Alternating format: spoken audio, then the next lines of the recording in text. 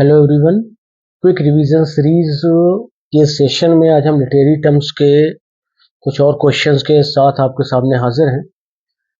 आज फिर से हम बहुत सारे इंपॉर्टेंट क्वेश्चंस की बात करेंगे जो आपके आने वाले एग्जाम्स में महत्वपूर्ण हो सकते हैं और आपकी सफलता में महत्वपूर्ण भूमिका भी निभा सकते हैं। So let's start our journey with question number 51. Let's see what it says. The phrase emotional psychology in fiction.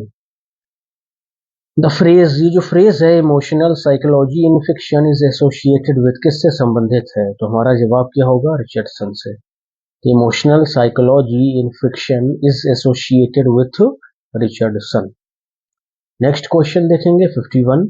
Who said, किसने कहा, romanticism is precisely situated neither in choice of subject nor exact truth but in way of feeling. किसने कहा है कि romanticism जो है precisely situated, वो बड़े सूक्ष्म तौर पर सिचुएटेड स्थित होता है, neither in choice of subject, ना तो आपके सब्जेक्ट की चॉइस में, नॉर एग्जैक्ट ट्रुथ और ना ही सच के पास, but in the way of feeling, बल्कि वो आपकी भावनाओं या फीलिंग में उपस्थित होता है रोमांटिसिज्म। तो ये बात किसने कही है? चार्ल्स बॉडलेयर ने। चार्ल्स बॉडलेयर ने ये बात कही है। चलिए नेक्स्ट क्वेश्चन देखेंगे। The phrase Waverley novels is associated with, Waverley novels किससे एसोसिएट करता है? क्वेश्चन नंबर 53 है। ये जो हमारे वॉल्टर स्कॉट हैं, वेवरली नॉवेल्स इनसे संबंधित है। Walter Scott Waverley novel. W से ये भी शुरू है, डब्ल्यू से ये भी शुरू है, आप उसको ट्रिक बनाकर याद रख सकते हैं, निमोनिक बनाकर। चलिए नेक्स्ट क्वेश्चन देखेंगे 54 कहता है French revolution began in, French revolution शुरू हुई कब? 1789 में। चलिए next question, name the Shakespearean stage actor who successfully played the role of Shylock, many others in Hamlet, King Lear, Othello and मकबेथ।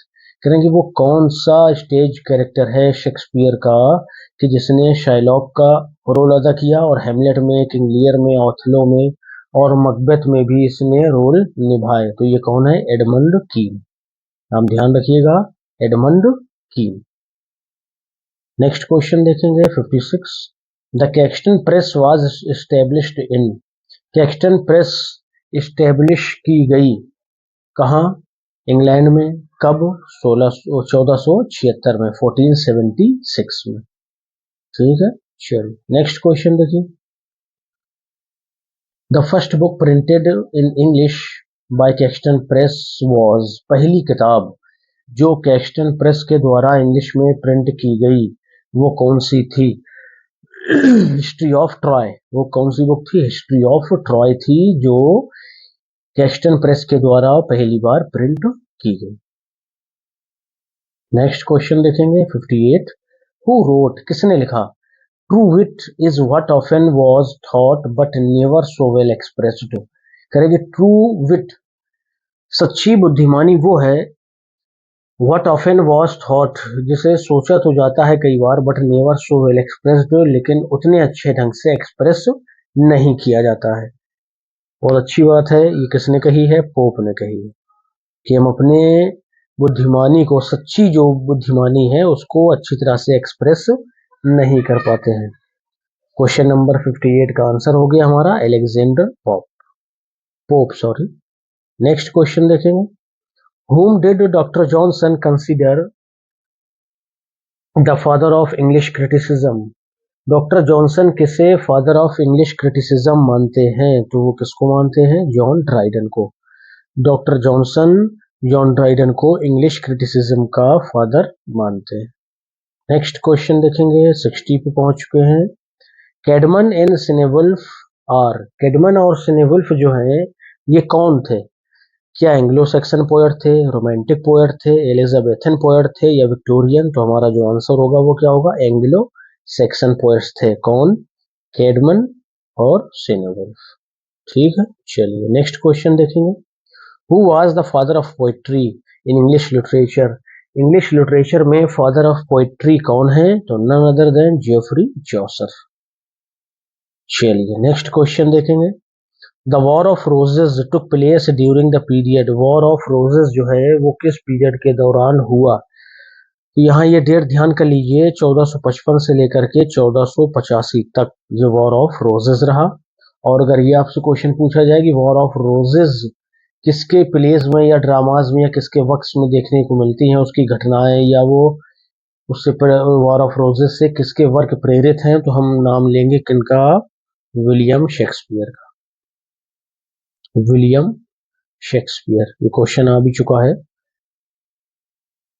William Shakespeare, ठीक है। विलियम शेक्सपियर के pledge में war of roses की इवेंट्स को देखा जा सकता है, पढ़ा जा सकता है। 63 John Wycliffe is called, John Wycliffe को पुकारा जाता है, क्या पुकारा जाता है भाई? The morning star of reformation, reformation के मॉर्निंग स्टार के नाम से जॉन विक्लिफ को जाना जाता है। Next question 64 Spenser has been held as the poet's poet by, Spenser को पोएट्स पोएट कहा गया है किसके द्वारा? चार्ल्स लैम्ब के द्वारा, ठीक है। स्पेंसर के बारे में कुछ और डिस्कस कर लेते हैं। एक तो ये बात हो गई, इसके अलावा स्पेंसर को अपना मास्टर कौन कहते थे? स्पेंसर को मास्टर कहने वाले व्यक्ति थे मिल्टन। कौन थे भाई? मिल्टन थे, ठीक है, मिल्टन। और मिल्टन को ही एडमंड स्पेंसर का पोइटिकल सन कहा जाता है, मिल्टन को ही एडमंड स्पेंसर का पोइटिकल सन कहा जाता है। तो इन दोनों का जो आंसर होगा वो क्या होगा? मिल्टन, ठीक है। वहां पूरा नहीं लिख पाए थे अपन, तो ये भी 2 पॉइंट आप स्पेंसर के लिए ध्यान रखेंगे। चलिए नेक्स्ट क्वेश्चन देखेंगे।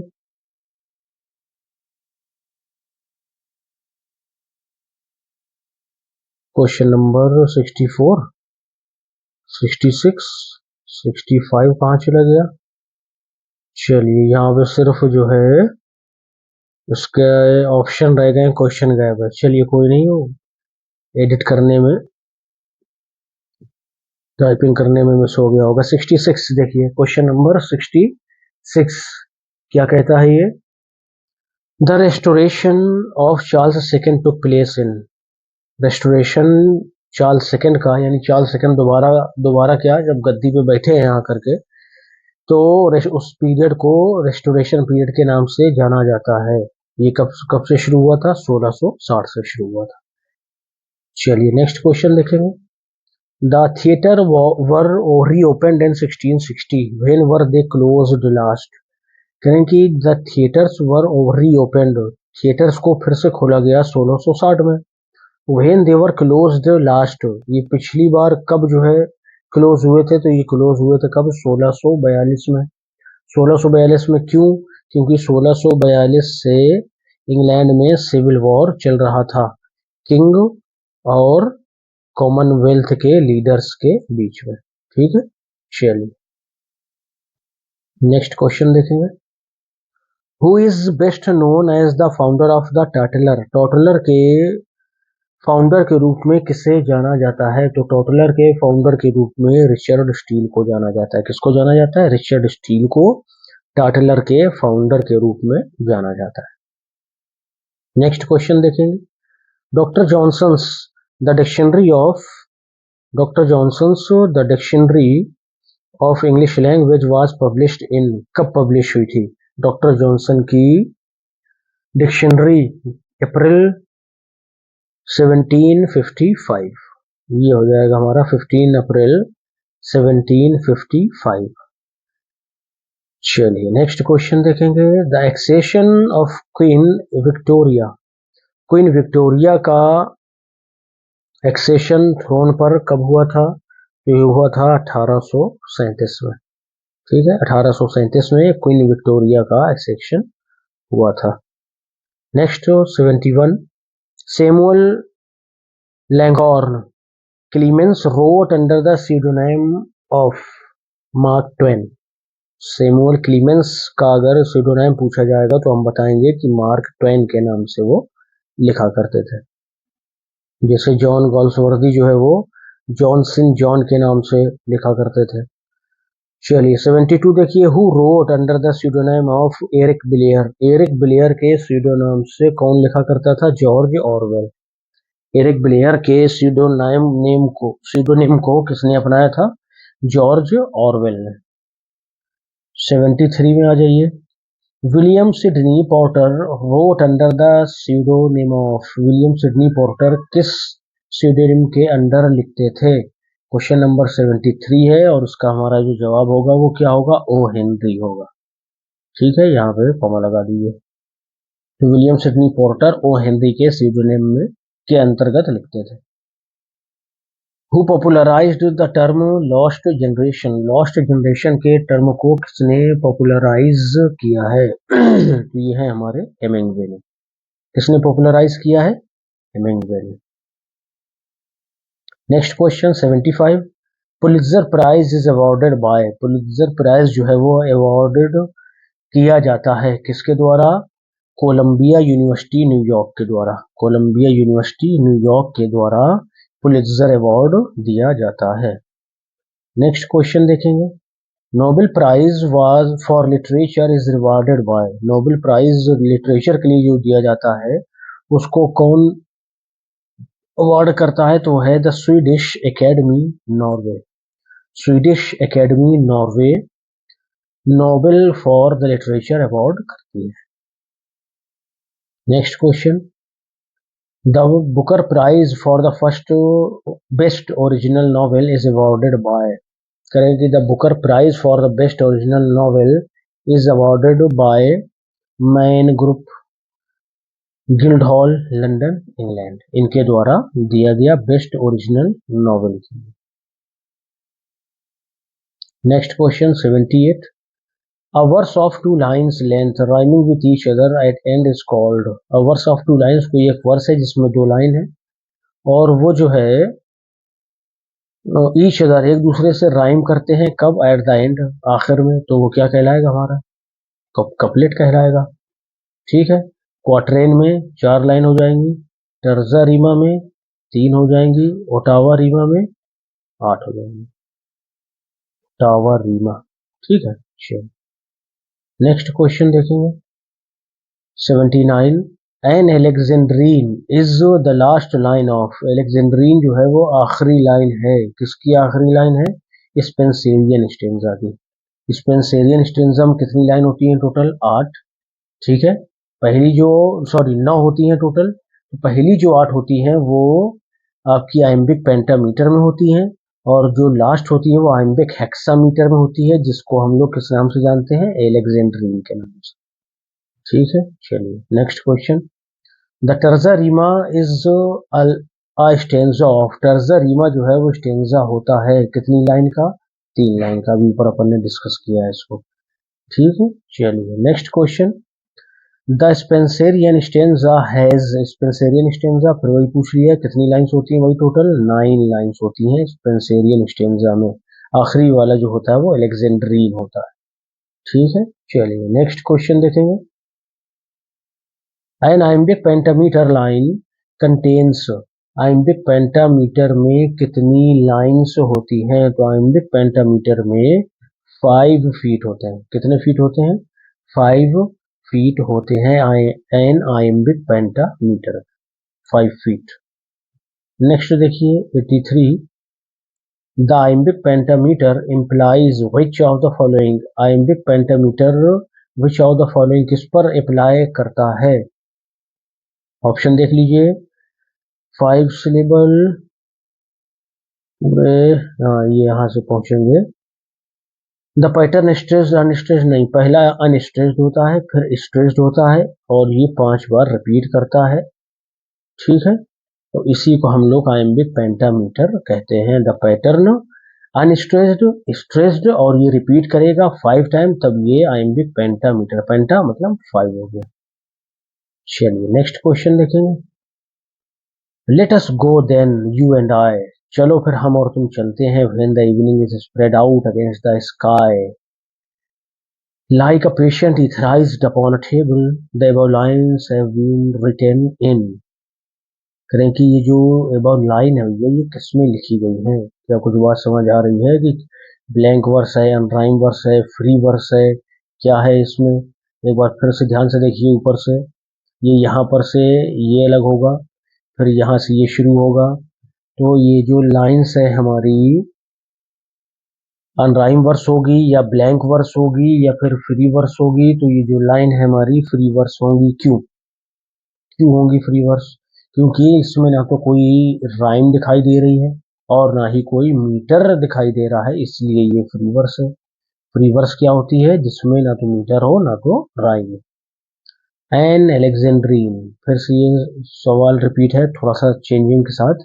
Is the verse line in, एक एलेक्जेंड्रीन जो है एक वर्स लाइन होती है आइम्बिक हेक्सामीटर में। किसमें होती है? आइम्बिक हेक्सामीटर में। ठीक है, हमने डिस्कस किया था पिछले उसमें। और ये जो एलेक्जेंड्रीन है ये लाइन पाई कहाँ जाती है? स्पेंसेरियन स्टेंजा में। स्पेंसेरियन रिवीजन हो जाएगा है ना। स्पेंसेरियन स्टेंजा में पाई जाती है और स्पेंसेरियन स्टेंजा में ये लाइन कौन सी होती है? 9th लाइन होती है। ठीक है, आइम्बिक हेक्सामीटर में एलेक्जेंड्रीन जो होगी वो 9वीं लाइन है। Next question 86। An iambus consist of, एक आइम्बस में होता है क्या क्या होता है? One unaccented syllable followed by an accented syllable, ये हमारा आइम्बस कहलाता है। एक असेंटेड सिलेबल होगा, अनअसेंटेड होगा, और दूसरा जो है वो असेंटेड होगा, उसको हम लोग आइम्बस कहेंगे। चलिए नेक्स्ट क्वेश्चन देखिए।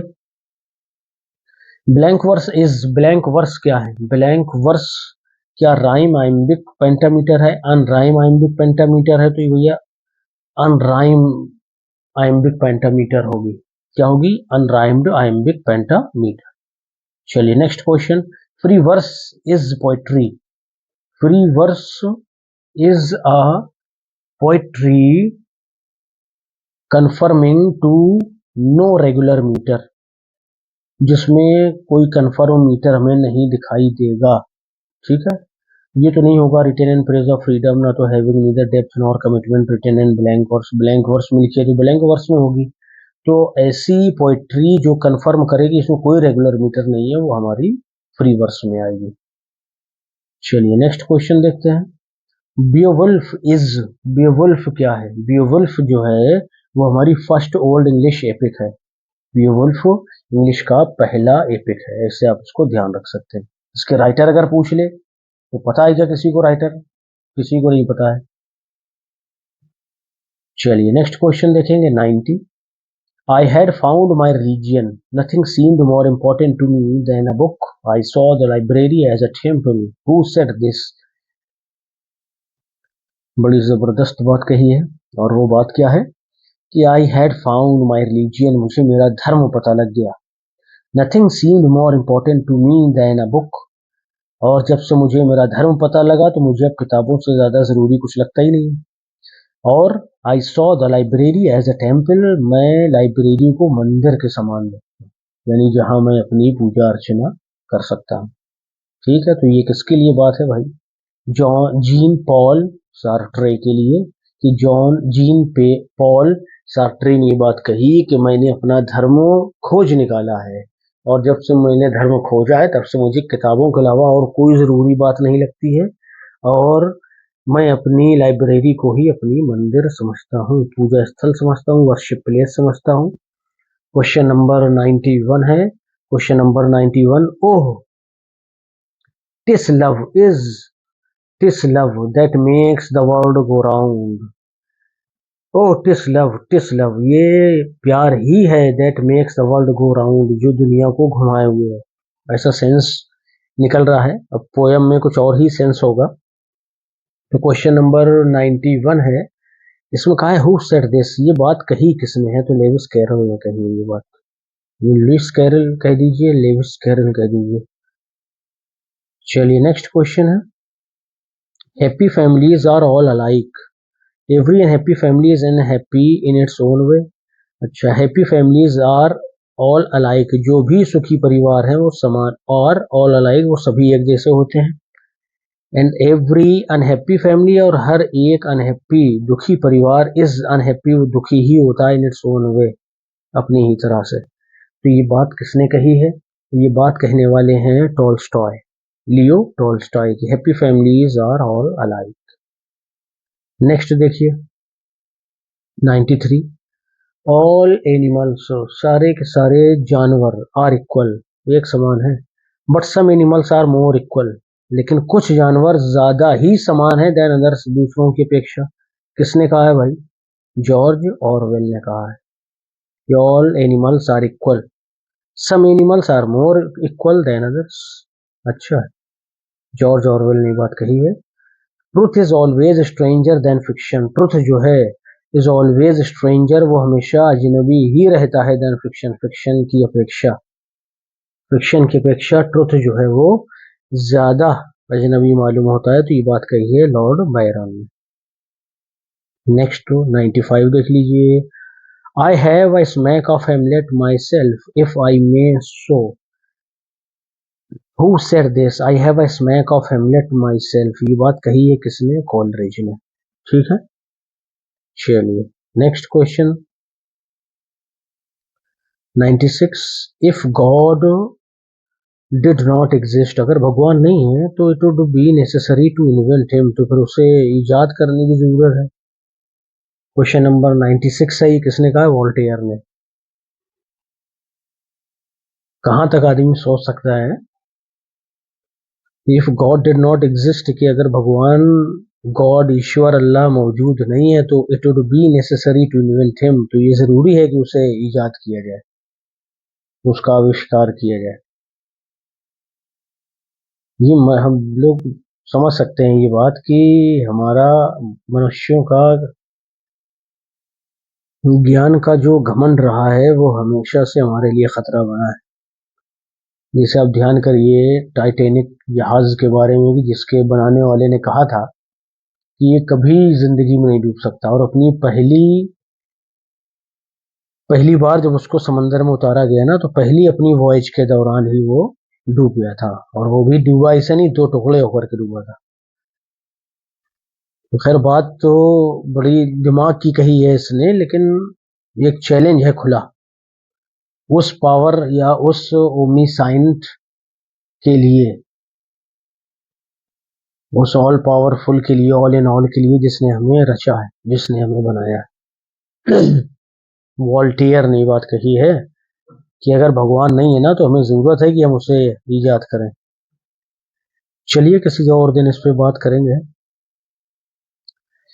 N allegory is the series of metaphors, बिल्कुल सही बात है, और सिंबल्स, ठीक है, continue throughout an entire story, जो चलती रहती है पूरी स्टोरी के दौरान, सो एज टू रिप्रेजेंट और describe one series of facts, जिससे कि सीरीज ऑफ फैक्ट्स को रिप्रेजेंट किया जा सके by another series that is analogue to it in its main features in its field. तो ये जो following this definition, which of the book mentioned below is an allegory? इस definition को follow करते हुए आपको क्या लगता है कि कौन सी हमारी जो है, जो ये किताबें दी गई हैं, इनमें से कौन सी एलेगरी होगी? तो हमें इसके ऑप्शन देखने हैं। तो जो ऑप्शन है हमारे, पिलग्रिम्स प्रोग्रेस है, द क्रूसिफिकेशन ऑफ क्राइस्ट है, गुलिवर्स ट्रेवल्स है, रॉबिन्सन क्रूसो है। तो पहला वाला ऑप्शन पिलग्रिम्स प्रोग्रेस, ठीक है, ये हमारी एलेगरी है। Next question 98, which one of the following is not a pastoral elegy? इनमें से कौन पेस्टोरल एलेजी नहीं है? मिल्टन की लाइसिडस है, शेलेज एडोनिस है, अर्नोल्ड्स थायरसिस है, पोप का जो Alexander the rape of lock है, ये कोई क्या नहीं है? एलेजी नहीं है, बल्कि ये एक मॉक एपिक है। क्या है भाई? Mock epic. मॉक एपिक क्या होता है? जो किसी साधारण से सब्जेक्ट को बड़ा बढ़ा चढ़ा करके पेश करे, एपिक के जस्ट उलट। Next question 99, a poem telling the story of the leader of the whole community written in a narrative form in lofty style। a poem एक कोई कविता, टेलिंग द स्टोरी जो कहानी बताती हो, of the leader of the whole community, पूरी community के leader के बारे में, written in a narrative form, जिसे नरेटिव फॉर्म में लिखा गया हो, एंड लॉफ्टी स्टाइल, और लॉफ्टी स्टाइल में लिखा गया हो, तो उसको हम लोग कहते हैं एन एपिक, जिसका ऑपोजिट हमने ऊपर डिस्कस किया है, क्या, मॉक एपिक। चलिए नेक्स्ट क्वेश्चन है 100। Choose the name of the Roman emperor who conquered England in 43 AD। 43 AD में इंग्लैंड को जीतने वाले रोमन एम्परर का नाम बताइए। तो वो है हमारे क्लॉडियस। क्लॉडियस ने 43 AD यानी 43 ईस्वी में इंग्लैंड को जीता था। किसने? क्लॉडियस ने। ठीक है, चलिए तो आज के लिए 50 क्वेश्चंस काफ़ी हैं। उम्मीद है सेशन आपको पसंद आया होगा। तैयारी अच्छे से करते रहिए, और कोई भी अगर आपका डाउट है या कोई क्वेश्चन है तो कमेंट में ज़रूर बताइए। कुछ कमी आपको दिखी हो तो उसको भी मेंशन करिए। हम हमेशा तैयार हैं अपने मटेरियल, अपने कंटेंट में सुधार के लिए, तो आपके सजेशंस का इंतज़ार है। चलिए मिलते हैं नेक्स्ट सेशन में। Till then bye bye, thank you.